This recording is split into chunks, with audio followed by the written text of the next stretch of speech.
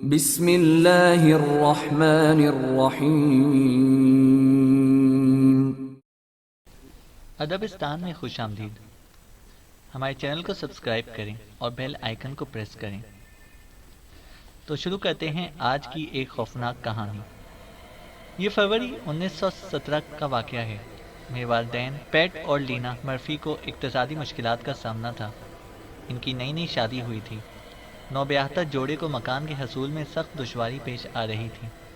آخر انہوں نے 2 اور نوبیاہتا جوڑوں کے تعاون سے ایک مکان کرائے پر لیا، جس میں ہر جوڑے کے لیے صرف ایک کمرہ تھا۔ کئی ہفتوں کی تگ و دو کے بعد سینٹانا کلیف کے نواح میں وہ ایک ایسا مکان تلاش کرنے میں کامیاب ہو گئے جس میں 7 کمرے تھے اور کرایہ بھی بہت کم تھا۔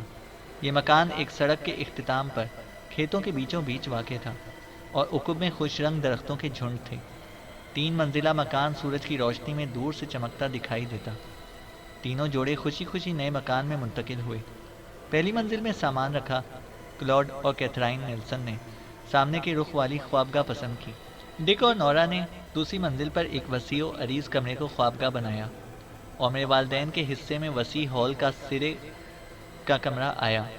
مکان چونکہ بہت بڑا تھا، اس لیے تیسری منزل کو بند رکھنے کا فیصلہ کیا گیا تاکہ گرمی سے بچاؤ بھی رہے اور سامان بھی زیادہ بکھرنے نہ پائے۔ سامان کو ترتیب دینے اور مکان کی آرائش میں زیادہ وقت نہ لگا کیونکہ مکان پہلے ہی سے خوب سجا ہوا تھا۔ گھر کی تزئین و آرائش، شاندار باغیچہ، سنگ مرمر کے چبوترے مالکوں کے وضاحت کی شہادت دے رہے تھے۔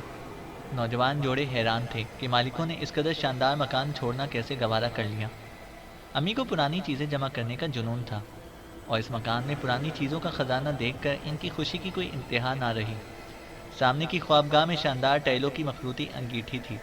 یہ کمرہ بیضوی تھا، چھت گنبد دار، جس کے وسط میں خوبصورت زنجیروں کے ساتھ مورتیاں لٹک رہی تھیں۔ خوبصورت بالکونی نے مکان کا حسن دوبالا کر دیا تھا۔ انہیں اس مکان میں آئے چند دن گزرے تھے۔ کیتھرائن، نورا اور امی سیڑھیوں کے دروازے پر رنگ کر رہی تھیں کہ انہوں نے بل کھاتی ہوئی آہنی سیڑھیوں پر کسی کے دوڑنے کی آواز سنی۔ وہ تینوں یکلخت مڑی۔ پوری سیڑھیاں ان کے سامنے تھیں، تاہم پیروں کی چاپ کے باوجود سیڑھیوں پر کوئی نظر نہیں آ رہا تھا۔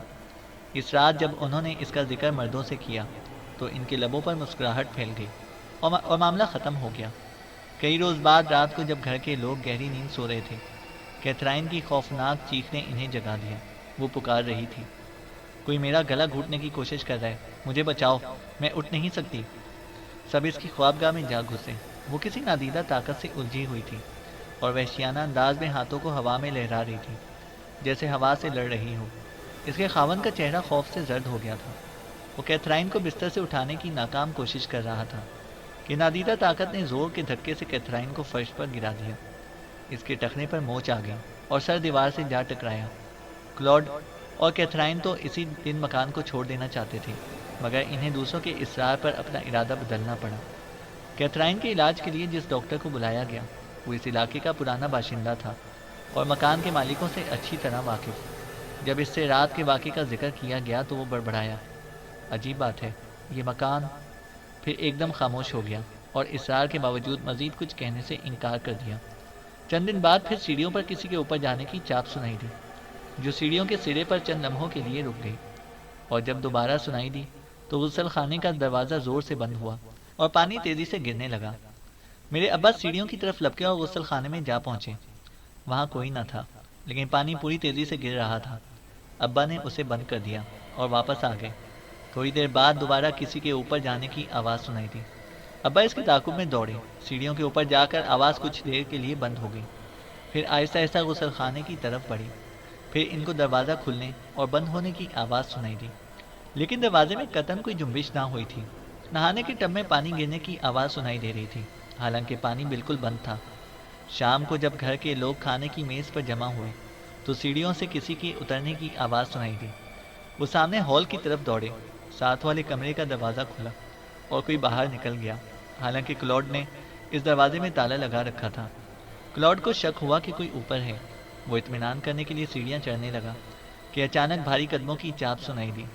کوئی نیچے آ رہا تھا۔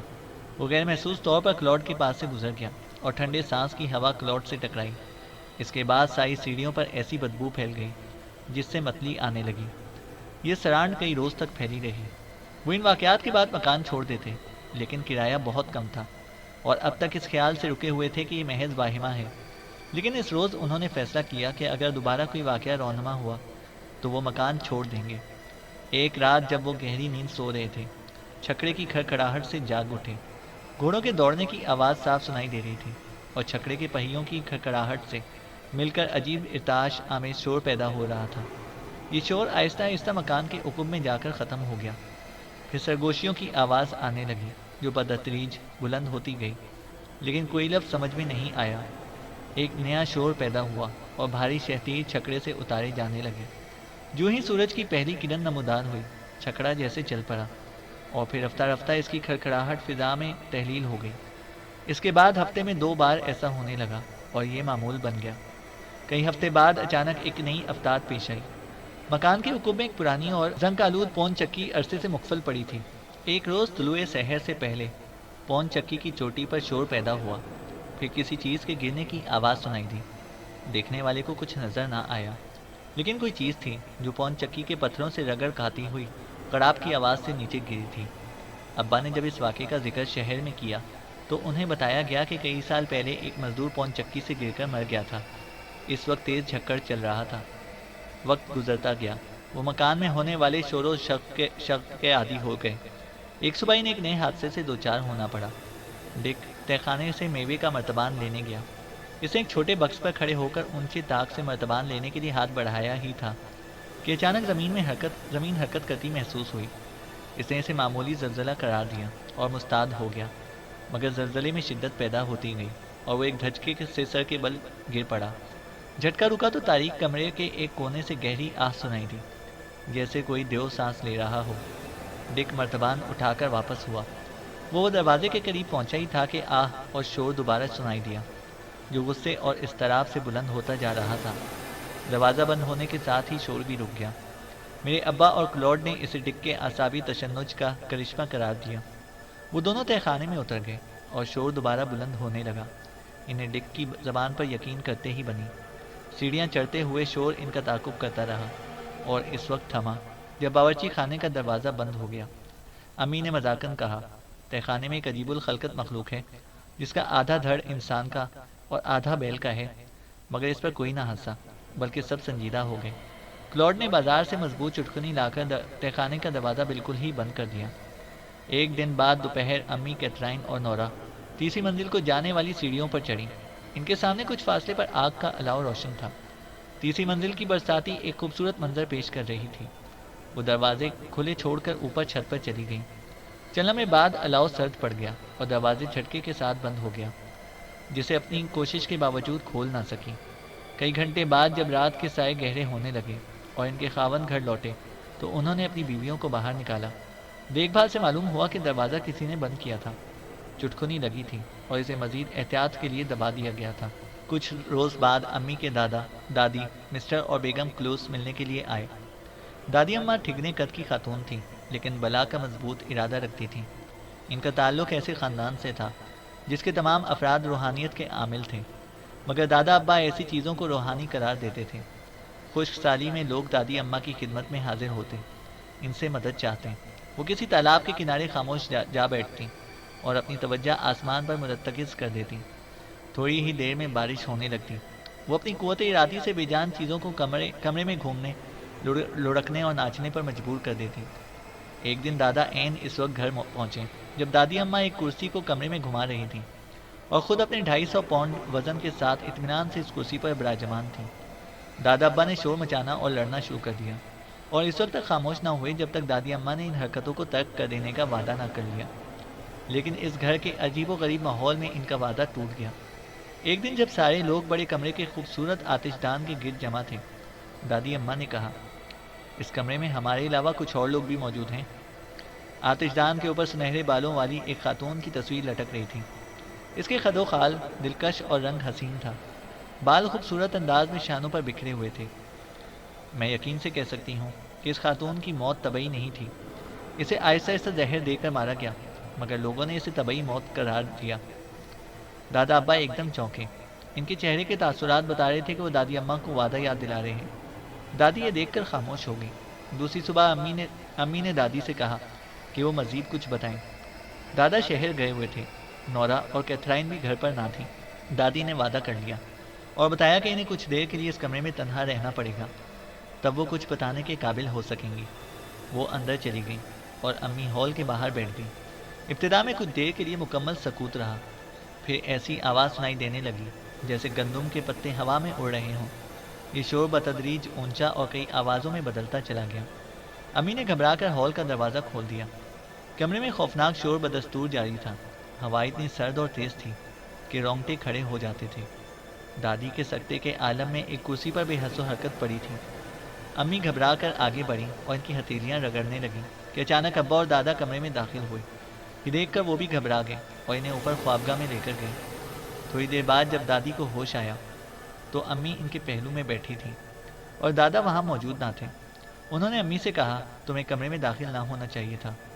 وہ یہ بتانے پر رضامند ہو گئے تھے کہ انہیں کیا چاہیے اور وہ کس شرط پر مکان چھوڑیں گے۔ اچانک تم کمرے میں داخل ہو گئی۔ اس مکان میں ایک زبردست المیہ وقوع پذیر ہوا تھا۔ سنہری بالوں والی عورت کو مارا گیا تھا۔ اس گھر میں کوئی غیر انسانی اور بے رحم مخلوق ہے۔ میں ان چیزوں سے نہیں ڈرا کرتی، مگر آج میں بھی خوفزدہ ہوں۔ امی نے محسوس کیا کہ دادی اماں کا چہرہ غیر معمولی طور پر زرد ہے اور ان کی زبان بات کرتے ہوئے لڑکھڑاتی ہے۔ دادی اس سے پہلے کبھی اتنی خوفزدہ نہیں تھی۔ دوسری صبح دادی نے جانے کی تیاری شروع کر دی، کیونکہ رات بھر کوئی انہیں تنگ کرتا رہا تھا اور وہ ایک لمحے کے لیے بھی سو نہ سکی تھی۔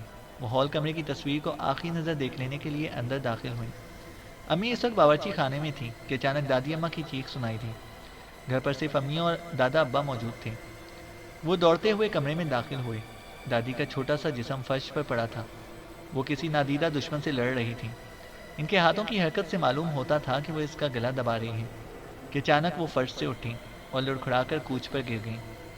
ان کا چہرہ زرد ہو گیا، دم گھٹنے لگا اور یہ اس بات کی علامت تھی کہ کوئی ان کا گلا گھونٹ رہا ہے۔ اس سے پہلے کہ کوئی انجانی انگلیاں ان کا گلا دبا دیں، دادا چیخے، خدا کے لیے اسے بخش دو۔ وہ بار بار یہی دہرا رہے تھے کہ کسی چیز نے پوری طاقت سے دادی اماں کو زمین پر دے مارا۔ دادا تیزی سے آگے بڑھے اور بیوی کو بازوؤں پر اٹھا کر باہر بھاگے۔ اب ہم کبھی اس منحوس گھر میں نہ آئیں گے۔ اس سے پہلے کہ کوئی خطرناک حادثہ پیش آئے، تم اس مکان کو چھوڑ دو۔ امی جب دادی اماں کو الوداعی بوسہ دینے کے لیے جھکیں تو انہوں نے سرگوشی کی۔ میں سنہری بالوں والی خاتون سے مصروف گفتگو تھی کہ میں نے اس کے پیچھے ایک خوفناک مخلوق کو کھڑے ہوئے دیکھا۔ یہ قامت میں آدمی کے برابر ہے، مگر میں نے اس سے پہلے ایسی مخلوق کبھی نہیں دیکھی۔ اس کی نارنجی رنگ کے بال سخت کھردرے اور کھڑے ہیں اور ہاتھ اندر کی طرف مڑے ہوئے ہیں۔ یہ مخلوق خاتون کے گرد چکر کاٹتے ہوئے آئی اور میرے قریب کھڑی ہو گئی، پھر کہنے لگی، میں تمہیں ختم کر دوں گا۔ میری گردن دیکھو، جہاں اس نے اپنے ناخن میرے گوشت میں گاڑ دیے۔ یہ زخم بہت گہرا ہے۔ وعدہ کرو کہ تم اس مکان کو چھوڑ دو گی، کیونکہ یہ مکان بہت جلد نظر آتش ہو جائے گا اور بنیادوں کے سوا اور کوئی چیز نہ بچے گی۔ دادی اماں کی گردن کا زخم زندگی بھر باقی رہا اور مخلوق سے مقابلے کے بعد ان کی آواز اس قدر بیٹھ گئی تھی کہ وہ سرگوشی میں بات کرتی تھی۔ اس پراسرار مکان کی یہ داستان ایک رات اپنی انتہا تک پہنچ کر ختم ہو گئی۔ کیتھرائن اور کلاڈ اپنے کمرے میں تھے۔ کیتھرائن نے حسب معمول اپنے بال صاف کیے اور بستر پر لیٹ گئی۔ چند لمحے بعد ایک چونکا دینے والی چیخ کے ساتھ اس نے اپنے بستر کو نوچنا شروع کر دیا۔ ڈک اور ابا ان کے کمرے کی طرف دوڑے۔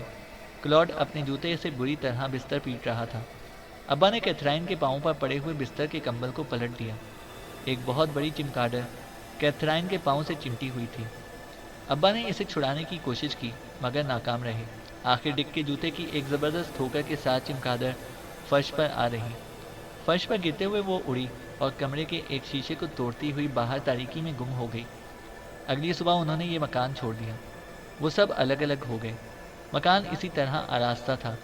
ابا نے صرف گلاب کے چند گملے اور ایک کتاب وہاں سے اٹھائی اور آج یہی دو چیزیں اس مکان کی یادگار ہیں، کیونکہ ان کے چھوڑنے کے چند دن بعد اس مکان کو اچانک آگ لگ گئی اور بنیادوں کے سوا سب کچھ جل کر راکھ ہو گیا۔ دادی اماں کی موت کے کئی سال تک کوئی واقعہ پیش نہ آیا۔ قریب قریب یہ سب واقعہ بھول گئے تھے اور ہم اس پراسرار مکان کے متعلق کچھ بھی نہیں جانتے تھے کہ ایک دن جم چچا اچانک سیڑھیوں سے لڑک گئے۔ ان کا چہرہ سفید ہو گیا اور وہ کانپ رہے تھے۔ اسٹور میں کوئی چیز تھی۔ اس کے بال نارنجی اور کھڑے ہیں۔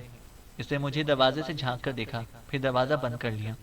اس پر یقین کرو نہ کرو، میں نے اپنی آنکھوں سے دیکھا ہے۔ وہ بڑبڑا رہے تھے۔ ان کے حواس بجا ہوئے تو ہم ان کا مذاق اڑانے لگے، مگر وہ نہایت سنجیدہ تھے۔ انہوں نے ہمیں اس مکان کی کہانی سنائی اور دادی اماں کی موت کا واقعہ بھی۔ اس کے بعد وہ اکثر گھر میں کسی پراسرار شے کی موجودگی کی شکایت کرتے، مگر ہم ہنسی مذاق میں ٹال دیتے۔ آخر ایک دن چچا جم اپنی چارپائی پر مردہ پائے گئے۔ 1948 میں میرے والدین سان برنارڈینو کے اس مکان میں اٹھ آئے جہاں چچا جم کی موت واقع ہوئی تھی۔ یہ مکان دادی اماں نے بنوایا تھا۔ میرا بیٹا مائک ان کے ساتھ تھا۔ امی نے اپنے لیے دوسری منزل کے 3 کمروں میں سے درمیانہ کمرہ منتخب کیا اور ابا نے اس کے ساتھ کا کمرہ لے لیا۔ مائک امی کے ساتھ تھا۔ یہاں ان کی پہلی رات تھی۔ امی 3 بجے تک نہایت پرسکون نیند سوتی رہی کہ کسی کے قدموں کی چاپ نے انہیں جگا دیا۔ کمرے میں کوئی چل پھر رہا تھا۔ سامنے ایک سایہ دکھائی دیا۔ انہوں نے آواز دی۔ خیال تھا کہ ابا اپنی کم خوابی کی شکایت کی وجہ سے سو نہیں سکے۔ سایہ تیزی سے بستر کی طرف پلٹا اور قریب پہنچ کر انہیں گھورنے لگا۔ ماں کا کہنا ہے کہ چہرہ قطعاً غیر انسانی تھا۔ اسے اپنا بدہیت ہاتھ مائک کی طرف بڑھایا جو ابھی تک سو رہا تھا۔ امی نے خوفزدہ ہو کر بستر سے نکلنے کی کوشش کی، مگر اس نے انہیں واپس دھکیل دیا۔ امی نے اس کے چہرے پر ایک بھرپور نظر دوڑائی۔ گہرے زرد اور خوفناک دانت آگے کو نکلے ہوئے تھے اور آنکھیں گومڑوں میں چھپی ہوئی تھیں۔ مائک کو تاڑتے ہوئے اس نے دوبارہ بستر تک پہنچنے کی کوشش کی، لیکن امی اس کے راستے میں حائل ہو گئی۔ امی کو ایک طرف دھکیلتے ہوئے وہ مائک کی طرف لپکا جو اب جاگ چکا تھا، لیکن اس سے پہلے کہ وہ مائک تک پہنچے امی جھپٹی اور اس کے بالوں کو نوچ لیا۔ کھڑکی سے چھن کر آنے والی چاندنی میں انہوں نے دیکھا کہ اس کے ہاتھ اندر کو موڑے ہوئے رہے۔ وہ مائک تک پہنچ رہے تھے۔ مائک اٹھ کر بستر پر بیٹھ گیا اور چیخنے لگا۔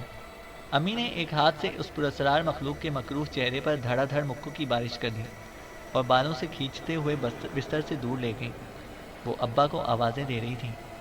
اچانک امی کے سر پر ایک زبردست چوٹ پڑی اور وہ لڑکھڑا گئی اور پراسرار مخلوق دوبارہ بستر کی طرف پلٹی۔ امی نے چھلانگ لگائی اور اس کے سامنے آ گئی۔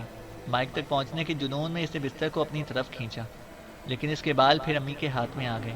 انہوں نے بالوں کو نوچتے ہوئے اس کے پیٹ پر ایک زبردست ضرب لگائی اور وہ ڈگمگا گیا۔ مائک بے تحاشا چلا رہا تھا، دادا دادا جلدی کرو۔ ابا نے اپنے کمرے کی بتی جلائی اور تیزی سے دوڑتے چند لمحے انہیں کچھ سجھائی نہ دیا۔ وہ اسے بستر پر سے پرے ہٹتے ہوئے نہ دیکھ سکے اور پراسرار مخلوق برساتی کے کھلے دروازے کی طرف بڑھے۔ ابا کی موجودگی سے امی کا حوصلہ بلند ہو گیا۔ وہ اس کے پیچھے دوڑی۔ وہ مخلوق اچانک پلٹی اور انتہائی غصے میں اس نے مائک کی طرف اشارہ کیا۔ امی نے گھبرا کر پیچھے دیکھا۔ مائک بخیریت تھا۔ جب انہوں نے دوبارہ برساتی کی طرف دیکھا تو وہ دور نکل گئی تھی۔ چاندنی میں امی نے دیکھا کہ اس نے ایک عجیب سا لباس پہنا ہوا تھا جو ہلکے رنگ کے تنگ سے چوگے پر مشتمل گھٹنوں اور کوہنیوں تک لمبا تھا۔ ننگے بازوؤں پر لمبے بال تھے۔ سر کے نارنجی بال سوئیوں کی طرح کھڑے تھے اور ناک کے بال نتنوں سے باہر نکل آئے تھے۔ ابا نے امی کے اشارے پر برساتی کی طرف دیکھا۔ صحن سے 20 فٹ کی بلندی پر اس کمرے میں سوائے سونے کے کمرے کے کوئی دوسرا راستہ نہ تھا، لیکن انہیں کوئی چیز دکھائی نہ دی۔ تاہم ایک متعفن گوشت کی بو سارے کمرے میں پھیل چکی تھی۔ اس حادثے کے بعد ابا کے سوا کسی کو بھی اس کمرے میں سونے کی جرت نہ ہوئی۔ وہ اس پراسرار مخلوق کی واپسی کے منتظر تھے، لیکن وہ کبھی نہ آئی۔ 1952 میں ہم نے یہ مکان بیچ دیا، لیکن آج تک میں اس واقعے پر حیران ہوں اور سوچتا ہوں کہ کیا انجانی قوتیں ایک جگہ سے دوسری جگہ جا سکتی ہیں؟ کیا ان کی دشمنی نسل در نسل چلتی ہے؟ چینل کو سبسکرائب کریں اور بیل آئیکن کو پریس کریں تاکہ ہماری ہر اپڈیٹ آپ کو بر وقت مل سکے۔